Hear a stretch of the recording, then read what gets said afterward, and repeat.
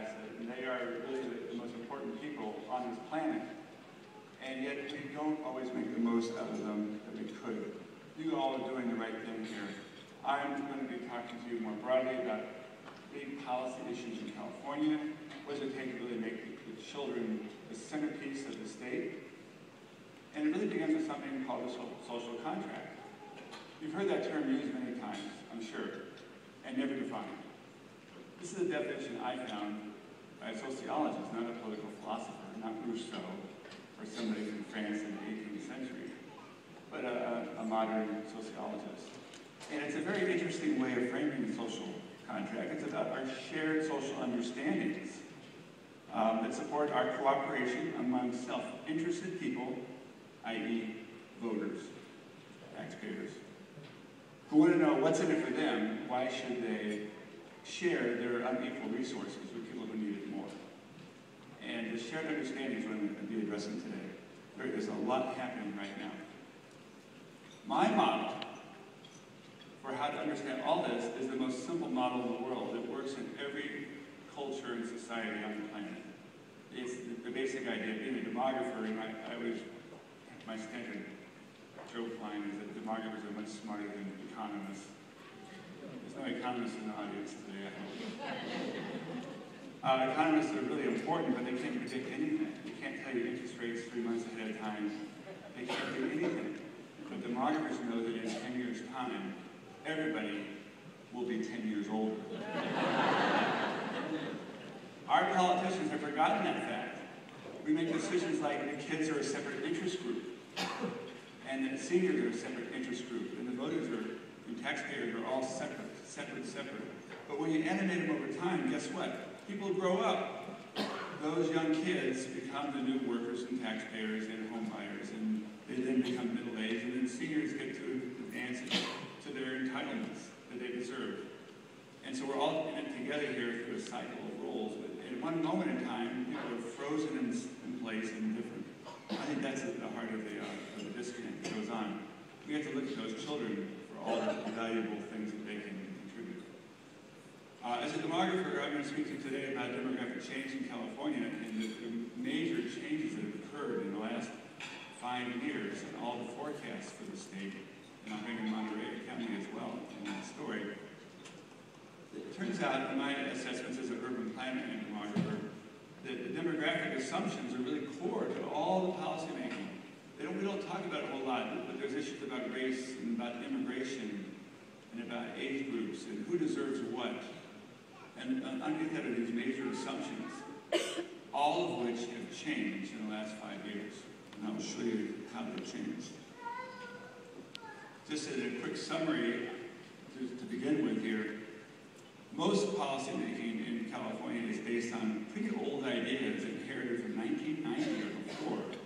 Ideas like growth is booming out of control, we have to guard against it. Immigration is rapidly rising, it's a runaway freight train, we have to stop it. There's high fertility, way too many kids, we can't afford them. And growth is coming from outside the state, we have to put up barriers and stop people from coming in and guard our precious resources from those who would take it. That's an attitude from 1990 when growth was booming and people were coming from out of state. But really everything has changed. Looking forward now from today, the new forecasts call for a slower, much more steady increase in population. Immigration has really tailed off in ways that none of us fully appreciate. Fertility has declined, and we actually have a shortage of children in California. We are actually losing kids. And growth is no longer coming from outside. Growth is now from native Californians. It's a homegrown population for which we are fully responsible. In trying to summarize the changes that have occurred, I came up with a list of about 10, which I boiled down to 4 major transformations that are underway, each of which is revolutionary, and I put them on the screen here for you to look at. I'll spend the most time on the generation transformation. But these others are really important too because they do serve as a background consideration. So first on the lower future population growth, how low is that? Well, here's how much growth we had each decade prior to 2010. California had one whopper decade in 1980 record never experienced in the U.S. by any other state. It won't be experienced again. Well, how would you forecast future growth?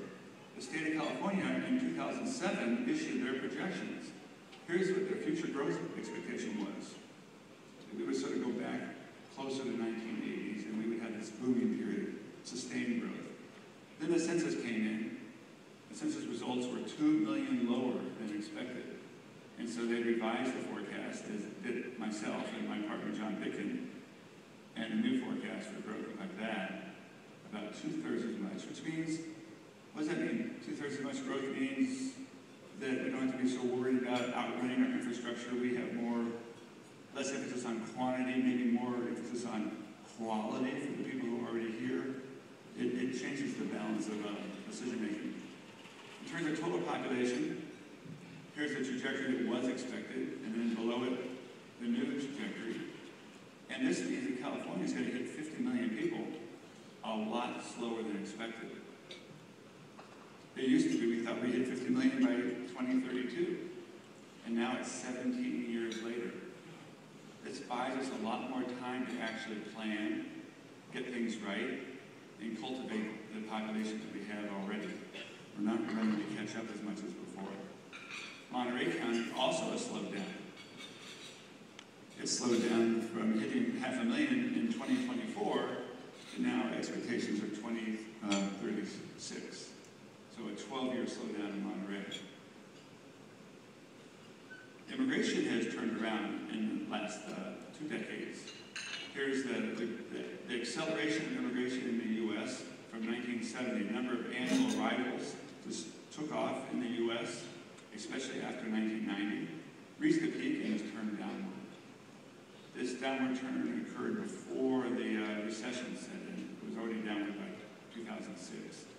Here's what happened in California. Acceleration earlier, peak earlier, downturn. I come from LA County, so we're looking at this. It's a major downturn. And in terms of total foreign-born population, which people were extrapolating, a lot of the reactions people have politically to demographic change, you understand, are expectations. That they extrapolate and they go, oh my gosh, at this rate, we'll all be foreign-born. Not going to happen. I was already born. I was born in Florida.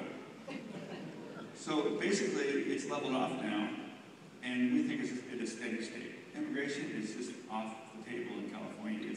There's no change. It's a steady state, not an issue, and you don't hear any uproar about immigration in California. It's all coming from other states like South Carolina, where they added just a teeny little few immigrants, and they all went crazy because it was a big change. California is way beyond that. We're now looking at generations and how to cultivate and get the most out of the generations that we have.